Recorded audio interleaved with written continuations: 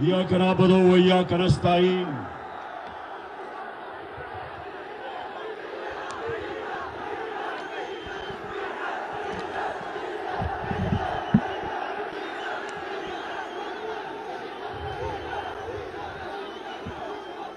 कनक 4 साल पहले मैंने ये जलसा किया और जब मैंने जलसा किया, मैंने जब करक के नौजवानों का जज्बा और जुनून देखा तो मुझे पूरा एतमाद था कि हमारा जो ये नौजवान शायद खटक के इलेक्शन जीत जाएगा। करक, आज मैं आपके पास एक बड़ी वजह से आया हूं। ना करो ये। एक वजह से आया हूं कि हमारे मुल्क में एक बैरूनी साजिश के तहत पाकिस्तान के बड़े बड़े डाकुओं को हमारे ऊपर मुसल्लत किया गया है। और करक, आप वो इलाका है, आप वो लोग हैं जो सबसे ज्यादा ला इलाहा इल्लल्लाह का मतलब समझते हो कि ये दावा कि अल्लाह तेरे सिवा हम किसी के सामने नहीं झुकते, ये हमारा दावा है। तो जब ये चोरों को एक बैरूनी साजिश के तहत हमारी कौम के ऊपर मुसल्लत किया गया, तो हम सबका फर्ज बन जाता है कि हम अपनी हकीकी आजादी की जहाद लड़ें, क्योंकि गुलाम की परवाज नहीं होती, सिर्फ आजाद इंसान ऊपर जाते हैं, आजाद मुल्क तरक्की करते हैं, गुलाम सिर्फ अच्छे गुलाम बनते हैं। तो जो ये साजिश थी, करके इसका क्या मतलब था? इसका मकसद ये था कि इनको पुतलों को ऊपर बिठाया जाए जिनकी दौलत मुल्क से बाहर पड़ी है, जिनके बड़े बड़े महलात मुल्क से बाहर हैं, जिनके बैंक अकाउंट मुल्क से बाहर हैं, जिनकी बड़ी बड़ी प्रॉपर्टीज और महलात मुल्क से बाहर हैं। सारा मकसद यह है कि इस तरह के चोरों को कंट्रोल किया जाता है। जिन लोगों को ने बाहर से साजिश करके आपके ऊपर मुसल्लत किया, उनको पता है कि ये उनके सारे हुक्म मानेंगे, वो ये बाहर से कंट्रोल होंगे। और करक ये ना भूलें कि यही जरदारी और नवाज शरीफ 10 साल जब ये पावर में थे, 2008 से लेके 18 तक, तो 400 ड्रोन अटैक हुए हमारे मुल्क पे, कबायली इलाके जो यहां से दूर नहीं है। 400 ड्रोन अटैक हुए इन दोनों के, जब ये दोनों हुक्मरानी कर रहे थे। कोई दुनिया में मिसाल नहीं, कोई दुनिया में मिसाल नहीं कि एक मुल्क की आप जंग लड़ रहे हैं, उनके लिए जंग लड़ रहे हैं, उनके लिए उनकी जंग में हम शामिल हैं, और वो ही हमारे मुल्क के ऊपर 400 ड्रोन अटैक करें और मुल्क के हुक्मरान चुप करके एक दफा उनकी मजम्मत ना करें, प्रोटेस्ट ना करें, एहतजाज ना करें, बल्कि उनके साथ मिलके इन्होंने हमारे मुल्क के ऊपर 400 ड्रोन अटैक करवाए, क्योंकि उनके गुलाम हैं, पैसे बाहर पड़े हैं इनके, और जिधर इनके पैसे पड़े हैं वो कंट्रोल करते हैं इनको। इसलिए ये साजिश के तहत इनको हमारे ऊपर मुसल्लत किया गया।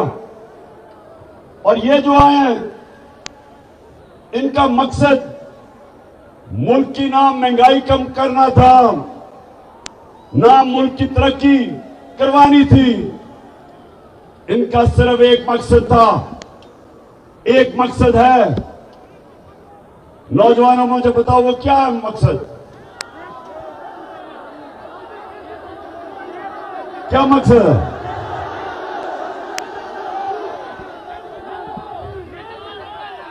एक मकसद है कि जो इन्होंने पिछले 10 साल मुल्क को लूटा, अब वो चोरी जो अरबों रुपए के केसेस थे, 1100 अरब रुपए के केसेस थे इनके ऊपर, 1100 अरब रुपया उसको माफ करवाना था, एनआरओ लेना था। इन्होंने एनआरओ लेना था और जिन्होंने बैरूनी साजिश की वो इनको पुतला बना के कंट्रोल करना चाहते थे ताकि पाकिस्तान को कंट्रोल किया जाए। इसलिए करक नौजवानों, आपने मेरा साथ देना है और मैंने इनका मुकाबला करना है। मेरी नजर में एक दफा ला इलाहा इल्लल्लाह आपके दिल में चला जाता है, आप कभी भी किसी की गुलामी नहीं करते। इन चोरों की गुलामी से करने से बेहतर मर जाना है। अमेरिकनों के गुलामों की गुलामी करने से बेहतर है कि इंसान जिंदा ही ना रहे। इसलिए मैं इनका मुकाबला करूंगा। और नौजवानों, आपने मेरे साथ चलना है। हाथ उठा के बताएं मुझे नौजवानों।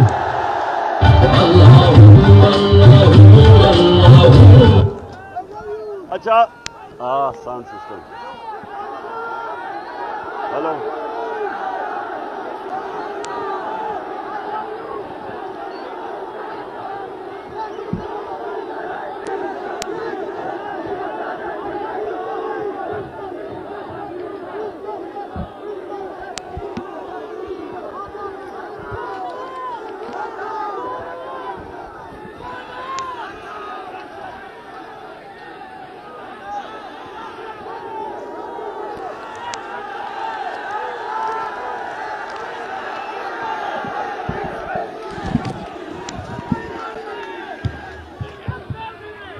हाँ जी, बड़े मौके पे साउंड गया। नीचे आ जाओ, नीचे आ जाओ, गिर जाओगे। अच्छा सुनो, करक। अच्छा, किसी ने अपने मोबाइल फोन के ऊपर वो जो क्राइम मिनिस्टर शहबाज शरीफ की टेप सुनी है? अब ये जरा मैं अपनी कौम को बताना चाहता हूं कि मेरा मौला अल्लाह सच का खुदा है, अल हक है। उसका वादा है कि थोड़ी देर के बाद थोड़ा सब्र करना पड़ता है, लेकिन सच हमेशा सामने आता है। अब वो क्या चीज उसमें टेप में आई? इसमें 3 चीजें खास तौर पे सामने आई। पहली चीज कि मरियम का दामाद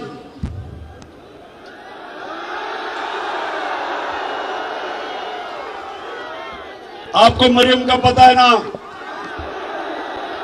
उसकी जो खास क्वालिटी है, उसकी एक क्वालिटी क्या सबसे ज्यादा? सच नहीं बोला जाता उससे।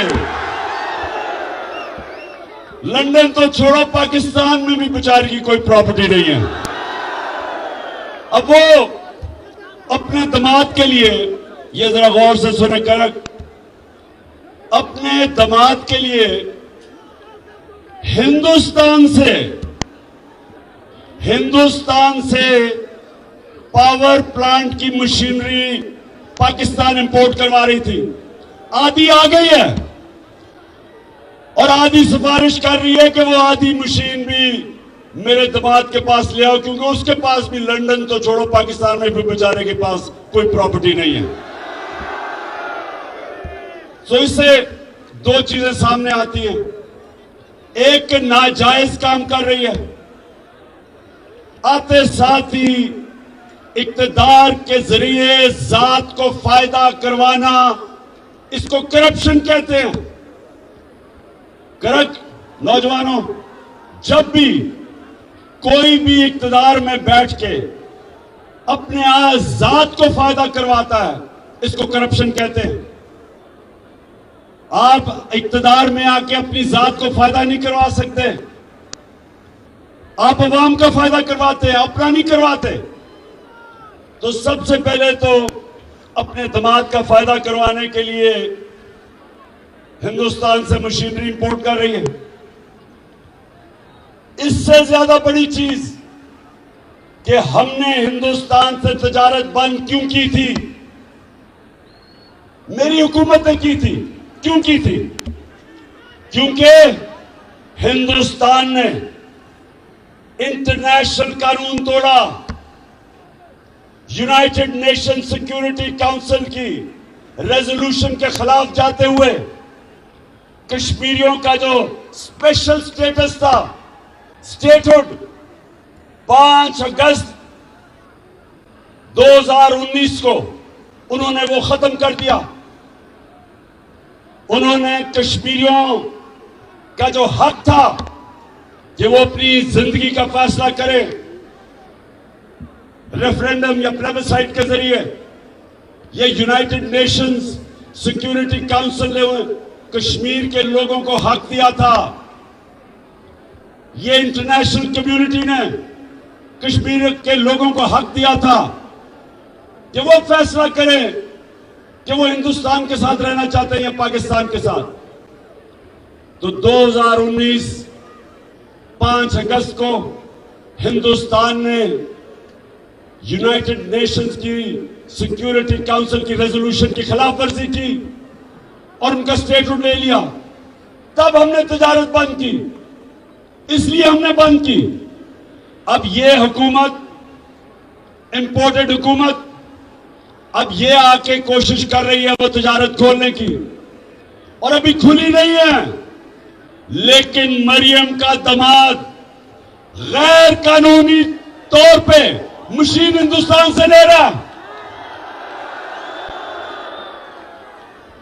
तो सबसे पहले तो ये समझ जाओ, मेरे पाकिस्तानियों में समझ जाओ कि इनके लिए इनका खुदा सिर्फ पैसा है, ये ला इलाहा इल्लल्लाह नहीं है। इनके लिए पैसा खुदा है। पैसे के लिए कश्मीरियों का भी, उनकी कुर्बानियों को ये नजरअंदाज कर सकते हैं। उनकी लाख कश्मीरी शहीद हो चुके पिछले 30 साल में, लेकिन इनको नहीं परवाह, क्योंकि इनको सिर्फ पैसा नजर आता है। दूसरी चीज वाज़ेह हो जाए कि इक्तदार में सिर्फ पैसा बनाने आते हैं। जब भी ये इक्तदार में आए, मुल्क के कर्जे बढ़ गए और इनकी दौलत बढ़ गई, मुल्क मकरूज हो गया, ये और इनका सारा खानदान अरबोपति बन गया। और तीसरी चीज से यह भी पता चलती कि यहां चले एक आदमी करप्शन कर, नवाज शरीफ ने बड़ा पैसा बनाया, लेकिन मुसीबत यह है कि इनका इतना बड़ा टब्बर है, वो सारे पैसे बनाने पे लगे हुए हैं। बेटे पैसे बनाने के लिए, दोनों बेटे नवाज शरीफ के आज लंदन में बैठे हैं और कहते हैं हम पाकिस्तान के शहरी नहीं हैं, हम तो बरतानिया के शहरी हैं। तो करे कि क्यों कहते हैं? बताइए क्यों कहते हैं? बाशऊर करे के लोगों बताओ, ये क्यों कहते हैं हम पाकिस्तान के शहरी नहीं हैं?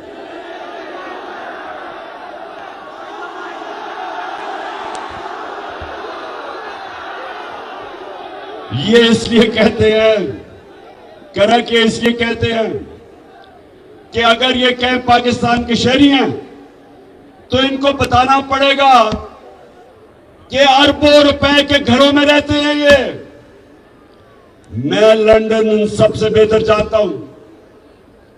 जिस इलाके में इनके घर हैं वो सारे लंदन का सबसे महंगा इलाका है और लंदन यूरोप का सबसे महंगा शहर है। ये उस इलाके में रहते हैं जिधर बर्तानिया का प्राइम मिनिस्टर भी नहीं रह सकता। ये चोरी का आपका पैसा, इस मुल्क से पैसा चोरी करके वहां रह रहे हैं। और जब इनसे पूछो कि जी ये हसन शरीफ, ये जो हसन शरीफ है, ये आता हूं अभी मैं डीजल के ऊपर भी, पहले इसकी बात कर लूं। हसन शरीफ लंदन के जिस घर में रहता है उसकी कीमत 10 अरब रुपया है। 10 अरब रुपया। जब इससे पूछो कि जी ये किधर से आपके पास पैसा आया, तो कहता मैं तो जवाब दे नहीं हूं क्योंकि मैं तो पाकिस्तान का शहरी नहीं हूं। तो इसहाक डार ने भी बच्चे बाहर भेजे हुए हैं, शहबाज शरीफ के भी दोनों बेटे बाहर भाग गए, बड़े बड़े महलों में रह रहे हैं। तो समझ जाएं कि ये जो सारे मिलके, ये जो सारा टब्बर है, सारे पैसे बना रहे हैं। और जब ये इख्तिदार में आते हैं इनका मकसद सिर्फ पैसे बनाना है। जो कि ये जो टेप लीक हुई है इससे आवाज़ हो गया कि अभी दामाद साहब ने भी पैसे बनाने हैं। मरियम को बहुत तकलीफ है कि मेरे दामाद को पैसे बनाने दो, उसको मुश्किलों में ना डालो, क्योंकि मरियम के पास तो बेचारी लंदन तो छोड़ो पाकिस्तान में भी कोई प्रॉपर्टी नहीं है। तो करेक्ट सुनो जरा, मैं ये क्यों आपको कह रहा हूं। सारी दुनिया में मैं फिरा हूं, अमीर और गरीब मुल्कों में क्या फर्क है? सबसे बड़ा फर्क यह है कि जो मुल्क अमीर होता है वह कानून की हुक्मरानी होती है। मतलब ये कि ताकतवर और कमजोर के लिए कानून होता है, और जो गरीब मुल्क है जिधर गुर्बत है उधर ताकतवर जब डाका मारे तो उसको एनआरओ मिल जाता है, और जो बेचारा सिर्फ कमजोर चोर जेलों में डालता है। मैंने जब जनरल मुशर्रफ के दौर में जेल में टाइम गुजारा आजाद अदलिया के लिए, तो पाकिस्तानियों ये याद रखो वहां कोई अमीर डाकू नहीं मुझे नजर आया, सिर्फ गरीब लोग नजर आए। लेकिन जब मैं पाकिस्तान की नेशनल असेंबली में गया बड़े बड़े डाकू नजर आए वहां। हमारा मुल्क का सबसे बड़ा मसला क्या है कि हम बड़े डाकुओं को नहीं पकड़ सकते। और कड़क मेरे नबी सल्लल्लाहु अलैहि वसल्लम ने कहा था, कड़क के गौर से सुनो, दुनिया का सबसे अजीम इंसान, लीडर, अल्लाह का आखिरी पैगंबर, उसने तब 1500 साल पहले कहा था कि तुम्हारे से पहले बड़ी कौमें तबाह हुई, जिधर कमजोर के लिए वो अगर कमजोर चोरी करे तो जेल में, लेकिन अगर बड़ा ताकतवर आदमी डाका मारे तो वो माशरा उसको पकड़ता नहीं था। यही हो रहा है हमारे साथ। ये सारे जो चोर बैरूनी साजिश के तहत ऊपर बैठ गए, ये आपके सामने, सबके सामने एक चैलेंज आ गया। अल्लाह ने हमें हुक्म दिया है कि जुल्म और नाइंसाफी के सामने खड़े हो। अल्लाह का हुक्म है। बस बस बस बस बस बस ठीक है, बस इमरान खान दे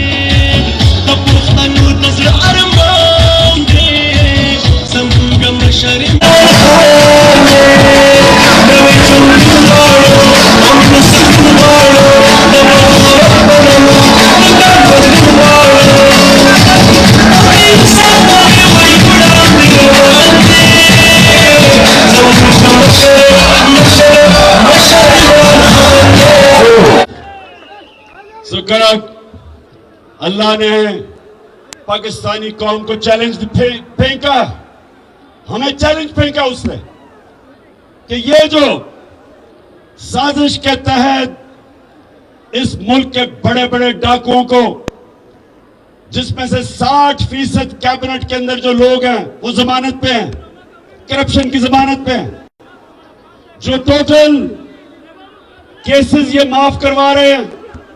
आए, आए,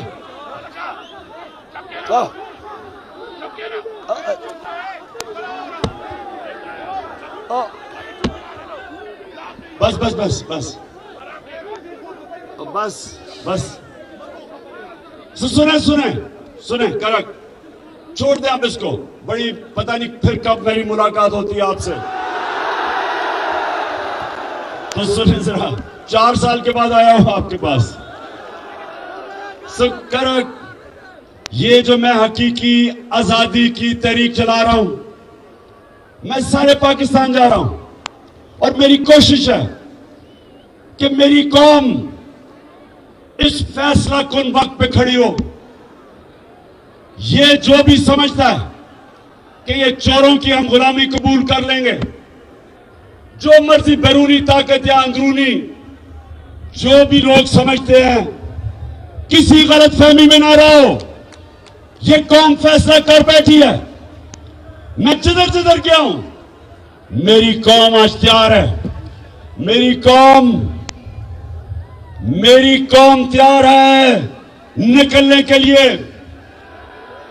और मैंने अपनी कौम को, सारी कौम को बताया कि मेरी कॉल की इंतजार करो। कप्तान अब एक ऐसी प्लानिंग कर रहा है, 25 मई को हमने जब 25 मई को एक पुरअमन एहतजाज के लिए इस्लामाबाद निकले, तो इन्होंने हमारे ऊपर जुल्म किया और तशद्दुद किया। इन्होंने लोगों को जेलों में डाला, औरतें, बच्चे, फैमिलीज के ऊपर शेलिंग की। इन्होंने रात के 2-2 बजे तक, रात के अंधेरे में घरों के अंदर घुस गए पंजाब में। हमारे वर्कर्स को पकड़ के ले गए, ख्वातीन को, बच्चों को डराया। और जिस तरह की शेलिंग की इस्लामाबाद में और लिबर्टी चौक में, लाहौर में, इसकी कोई मिसाल नहीं मिलती कि फैमिलीज के ऊपर उन्होंने शेलिंग की। तो अब मैं तैयारी कर रहा हूं। मेरा प्लान है, वो जो मुजरिम कातिल राना सनाउल्लाह, उसका भी प्लान है, और शहबाज शरीफ का भी, और मेरा भी प्लान है। और इंशाल्लाह आप ये देखेंगे कि ये जो अब हमारी वारदात होगी इस्लामाबाद पे, ये आखिरी होगी और फैसला कौन होगी। लेकिन मेरे नौजवान जरा सुने, क्योंकि मेरी कौम गैरतमंद है, मेरे लोग तकड़े हैं, हमारी कौम ताकतवर है। हमारे लोग अल्लाह में मानने वाले, हमारे वो लोग हैं, हर मुश्किल वक्त पे कौम खड़ी हो जाती है। लेकिन ऊपर हमारे बैठे हैं वो लोग, आपने पता नहीं, खैर आपने तो नहीं देखा होगा, अभी शहबाज शरीफ न्यूयॉर्क गया हुआ है, उधर इसने एक इंटरव्यू दिया, एक औरत के सामने इंटरव्यू दिया, और इतनी मुझे शर्म आई कि पाकिस्तान का प्राइम मिनिस्टर औरत के सामने कह रहा है कि खुदा के वास्ते हमें पैसे दे दो कि पाकिस्तान तबाह हो जाएगा अगर पैसे ना दिए, हम अपने कर्जों की किस्तें वापस नहीं कर सकेंगे। उसको कह रहा है औरत को। मैं देख रहा हूं वो भी घबराई हुई है कि ये क्या कह रहा है मुल्क का प्राइम मिनिस्टर। वो तो एक टीवी एंकर थी, उसे कहता है कि आप दुनिया को पैगाम दे कि हमारा मुल्क तबाह हो गया और हम कर्जे नहीं वापस कर सकते। मैं इसलिए अपनी कौम के सामने आज ये भी कहना चाहता हूं कि देखें, करके सुने मेरी बात, ये बड़ा इंपॉर्टेंट है आपके लिए। कभी भी कौम भीख मांग के, कभी भी कौम भीख मांग के ऊपर नहीं आई। कभी भी कौम अपनी गैरत मिट्टी में मिला के ऊपर नहीं आई। कभी भी कोई कौम जिसके अंदर कौमी गैरत नहीं होती, कभी वो ऊपर नहीं आती। आज तक अगर हम कर्जे लेके और दुनिया के सामने भीख मांग के, एड लेके अगर हमें तरक्की करनी होती तो अब तक कर चुके होते। 40 साल से हम एड मांग के गुजारा कर रहे हैं। जब अफगान जहाद हुई तो जब पाकिस्तान ने उनकी मदद की या पाकिस्तान ने कहा कि हम जहाद में शिरकत करते, तो ये याद रखें कि हमारे तब सरबराह ने पैसे मांगे कि हमें पैसे कितना में दोगे। जब 9/11 के बाद हम अमेरिका की जंग में शामिल हुए, फिर हमें सबसे ज्यादा यह था कि हमें कितनी इमदाद मिलेगी। डॉलरों के पीछे हमने सिर्फ इसलिए कि हमने अपने मुल्क को ठीक नहीं किया और पैर पे नहीं खड़ा किया, हम अपनी फॉरेन पॉलिसी अपने बजाय लोगों की बेहतरी के लिए हम दूसरों के लिए बनाते थे ताकि डॉलर मिल जाए, इमदाद मिल जाए। और अगर इसी पॉलिसी के तहत अगर मुल्क में खड़ा होना था तो अब तक खड़ा हो जाता। लेकिन बदकिस्मती कि आज पाकिस्तान का वजीर आजम अमेरिका में जाके हर जगह पैसे मांग रहा है कि जी खुदा के वास्ते पैसा दे दो। वो है वो वाला कि मैं भीख मांगने नहीं आया। मैं सऊदी अरब से होके आया हूँ, मैं यूएई के होके, अभी मैं तुर्की होके आया हूँ। और मैंने उन भाइयों को कहा कि आप हमारे बड़े अजीम भाई हैं, हमेशा आपने हमारी मदद की। और मैंने यही कहा जब मैं आया हूं तो आप समझे कि शायद मांगने आया, मैं नहीं आया, लेकिन मजबूरी है। हमारा जिस तरह माजी में 75 साल में आपने हमारा हाथ बटाया है, कुछ ऐसा आप हाथ बटाने का मैं वादा करता हूं कि इंशाअल्लाह हम पूरी कौम हम मिलकर दिन रात मेहनत करेंगे, पसीना गड़ाएंगे, अपने पांव पे खड़े।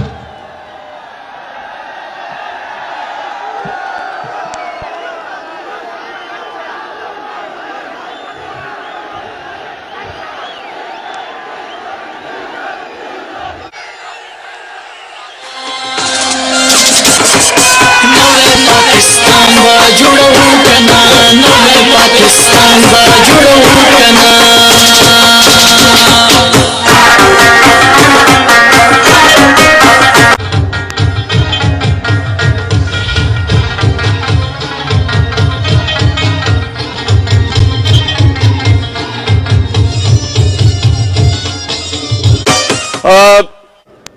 कहता 75 साल से आप हमारी मदद कर रहे हैं। मैं मांगने नहीं आया, लेकिन मजबूरी है। आप इधर से निकल जाएं, कोई भी आपको मांगने वाला मिलेगा, वो सारे कहेंगे कि जी मैं बड़ी मजबूरी है घर में, इसलिए मैं मांगने आया हूं। तो मेरे घर के नौजवानों, मैं सिर्फ आपके लिए, नौजवानों के लिए खास तौर पे, कि देखिए कौम कैसे खड़ी होती है। खुददारी से कौम फैसला करती है कि हमने अपने जोर पे हम अपनी दौलत में इजाफा करेंगे और मुश्किल वक्त में खर्चे कम करेंगे। जिस तरह एक घर होता है, एक घर में मुश्किल वक्त आ जाता है, घर पे कर्जे चढ़ जाते हैं, तो वो घर क्या करता है? सारे घर के अफराद मेहनत करते हैं, मजदूरी करते हैं, सब पैसा इकट्ठा करते हैं, खर्चे कम करते हैं और फिर अपनी आमदनी बढ़ा के अपने पैर पे खड़े हो जाते हैं।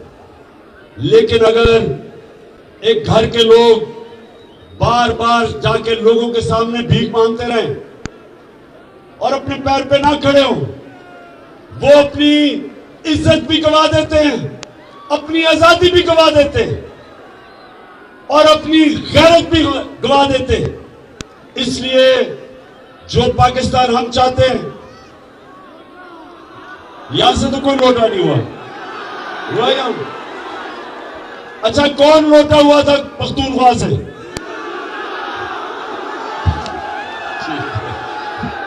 अच्छा करा कब सुने मेरी बात।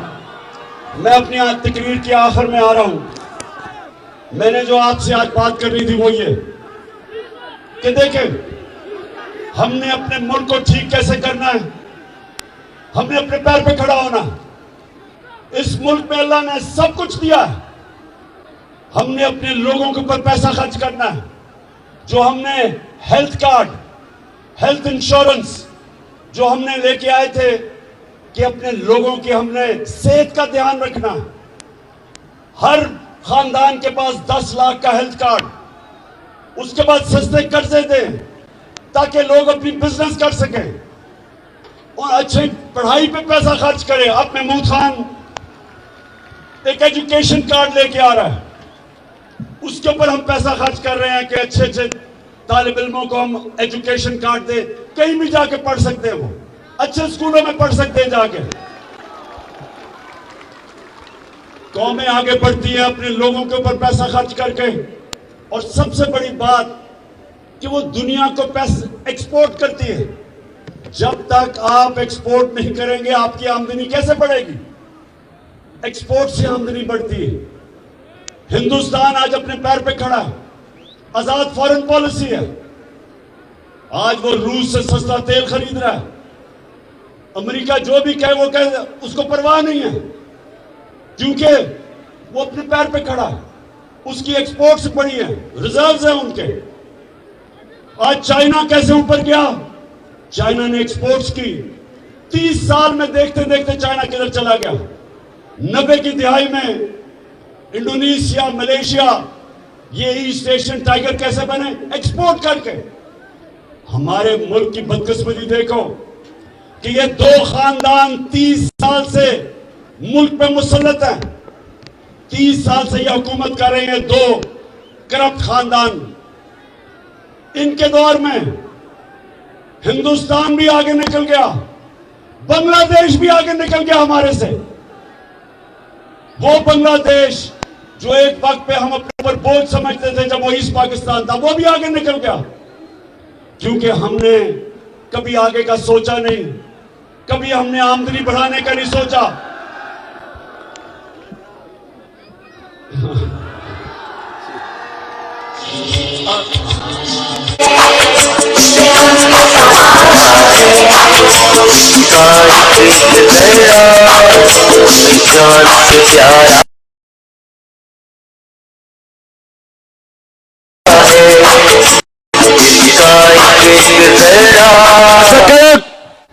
अच्छा करक, आप एक मुझे बताओ, आप वो काम पे टांगने वाली बिलावल को जानते हो?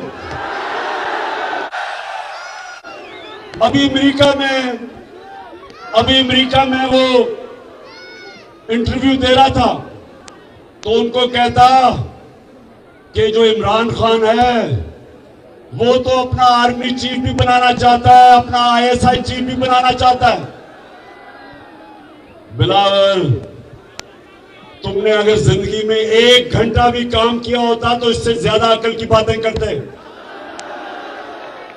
14 साल हो गए उर्दू नहीं सीखी सही तरह। बिलावल, इमरान खान को ना अपना आर्मी चीफ चाहिए, ना ISI चीफ चाहिए, ना अपना चीफ जस्टिस चाहिए, ना नैब का हेड चाहिए, ना अपना IG चाहिए। इमरान खान को मेरिट पे ये लोग चाहिए, मेरिट चाहिए। लेकिन तुम्हारा प्रॉब्लम क्या? बिलावल, जो तुम्हारा बाप जरदारी, उसको मेरिट के मतलब ही नहीं पता। अगर उसको मेरिट का मतलब पता होता तो आज तुम्हारी जगह एतजाज आसन को लगाया होता, जो एक मंजा हुआ सियासतदान है, पढ़ा लिखा पॉलिटिशियन। उसका तुम्हारा क्या मुकाबला था? और अगर मेरिट होता तो तुम्हारा सारा टब्बर आज इक्तदार में ना होता। और अगर मेरिट होता तो ये शरीफ खानदान का इतना बड़ा टब्बर सारे इक्तदार में, सारे अच्छा रिश्तेदार भी, वो भी इक्तदार में, इसहाक डार वो भी रिश्तेदार बन गया है। अब ये भी रिश्तेदार है मरियम का दामाद, जिसके लिए ये हिंदुस्तान से मशीनरी बुलाई जा रही है गैर कानूनी तौर पे। और दूसरी चीज, और मरियम क्या कहती कि ग्रिड स्टेशन बता दो मेरे वो दामाद की हाउसिंग सोसाइटी में। Grid station correct, grid station का मतलब हर हाउसिंग सोसाइटी को अपना ग्रिड स्टेशन बनाना पड़ता है। ये कह रही है कि सरकारी तौर पे बना दो। सरकारी तौर का मतलब कि आपके टैक्स के पैसे से बना दो। और एक ग्रिड स्टेशन मैं तो नहीं जानता, कम से कम 70-80 करोड़ का तो आता होगा। 70-80 करोड़ का फायदा करवा दो मेरे दामाद को आपके पैसे से। तो इन दो खानदानों को तो मेरिट का मतलब ही नहीं पता। मेरिट, आज तक 10 साल पाकिस्तान का कप्तान रहा हूं, किसी टीम से पूछो कि मेरिट के ऊपर सिलेक्शन इमरान खान करता था या नहीं। शौकत खाना में पूछो, इंटरनेशनल स्टैंडर्ड का अस्पताल है, क्या मेरे कोई रिश्तेदार है वहां? नमल यूनिवर्सिटी देखो, मेरिट पे चलती है। आज तक कोई इदारा दुनिया में मेरिट के अलावा नहीं कामयाब होता। और ये दो खानदान, इनको मेरिट का मतलब नहीं पता।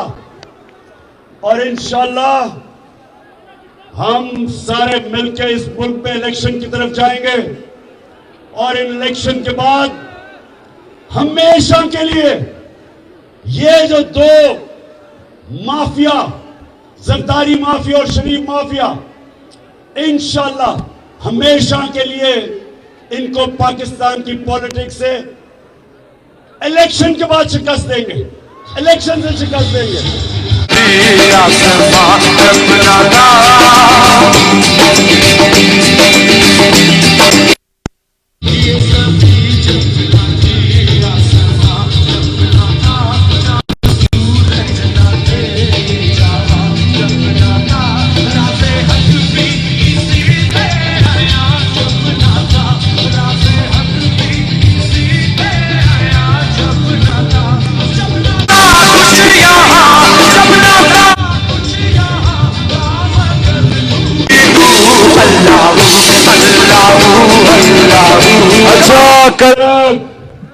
अच्छा, अब मुझे नौजवानों,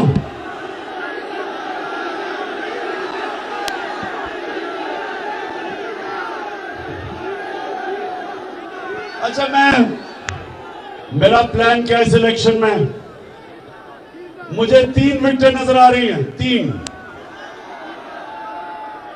एक है बड़ी मुल्क की बीमारी जरदारी, एक है चेरी ब्लॉसम शहबाज शरीफ, क्योंकि शहबाज शरीफ की खासियत पता क्या है? वो जब बूट देखता है वो पॉलिश करने शुरू कर देता है।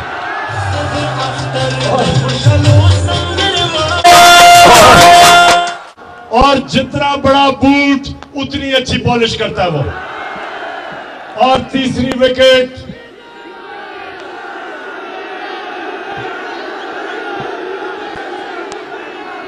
बड़ी देर से मैं देख रहा हूं इस तीसरी विकेट की तरफ भी, और ये बीच वाली विकेट है। और इंशाल्लाह इसके लिए वो जो मैंने इन स्विंगिंग यॉर्कर तैयार किया हुआ है, देर करके स्विंग करेगा लेकिन बीच वाली विकेट इंशाल्लाह लेके जाएगा। अब फजल रहमान ने किया क्या? आते साथ ही अपने बेटे को उस मिनिस्ट्री पे बिठाया है, NHA पे, जिधर सबसे ज्यादा पैसा बनता है। मैंने कहा फजल रहमान कम से कम चलो कोई दीनी काम ही करके चले जाओ। कोई जो हमने इतनी मेहनत से रहमतुल आलमीन अथॉरिटी बनाई थी, हमने बड़े बड़े दानिशवर और स्कॉलर्स को बिठा के एक रहमतुल आलमीन अथॉरिटी बनाई थी। वो क्यों? क्योंकि मैं चाहता था कि मेरी कौम को मेरे नबी सल्लल्लाहु अलैहि वसल्लम की जिंदगी का पता हो, स्कूलों में बच्चे पढ़ें ताकि उनके कैरेक्टर उठे, ताकि वो मेरी नबी सल्लल्लाहु अलैहि वसल्लम की जिंदगी से सीखे, उनकी सीरत से। इसलिए हमने अथॉरिटी बनाई थी कि लोगों का कैरेक्टर हो। मुसलमान तो तब है जब वो नबी के रास्ते पे चलता है, और नबी का रास्ता वो है जो इंसान की अजमत का रास्ता है। जब आप नमाज पढ़ते हैं तो आप सिर्फ एक चीज अल्लाह से मांगते हैं, करेंगे एक चीज मांगते हो अल्लाह से कि अल्लाह उनके रास्ते पे लगा जिनको तूने नेमतें बख्शी हैं। तो सबसे ज्यादा नेमतें अल्लाह ने किसको बख्शी हैं? किसको बख्शी हैं? हमारे नबी सल्लल्लाहु अलैहि वसल्लम को।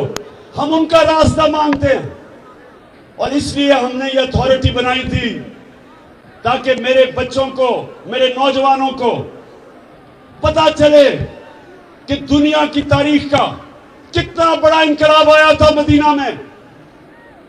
दुनिया की तारीख का सबसे बड़ा इनकलाब आया था, जिधर वो इंसान जिनकी कोई हैसियत नहीं थी, मेरे नबी सल्लल्लाहु अलैहि वसल्लम ने उनको दुनिया के लीडर्स बना दिया। दुनिया की इमामत की उन्होंने। 2 सुपर पावर्स उनके सामने घुटने टेक गई। ये तारीख का हिस्सा है, और इसलिए अल्लाह हमें कहता है कि उनकी जिंदगी से सीखो। और इसलिए मैंने रहमतुल आलमीन अथॉरिटी बनाई ताकि स्कॉलर्स हमारे बच्चों का निसाब उसमें सीरत नबी सिखाएं, ताकि हमारे नौजवानों को पता हो कि वो इनकलाब क्या था, कैसे उन्होंने ज़ेन बदल दिए। फिक्री इनकलाब था कि इंसान बदल गए। जो मौलाना रूमी कहता है कि जब अल्लाह ने तुम्हें पर दिए, क्यों जमीन पर रींग रहे हो, क्यों चूंटियों की तरह रींग रहे हो? मेरे नबी सल्लल्लाहु अलैहि वसल्लम ने इंसानों को पर दे दिए, सब अजीम लोग बन गए, जो उनके इर्द गिर्द थे लीडर्स बन गए। और ये हुकूमत आके वो रहमतुल आलमीन अथॉरिटी बंद कर दी।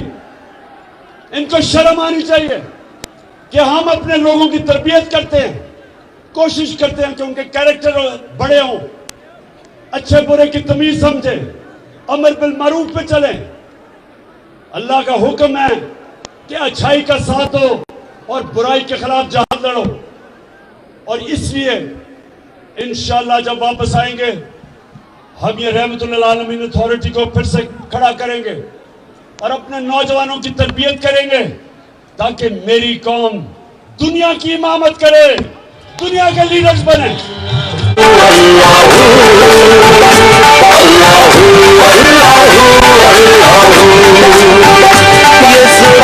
जब न थी ये जहां, जब न था जब न थी ये जहां, जब न था करक मैं आपके जज्बा और जुनून को आज सलाम करता हूं।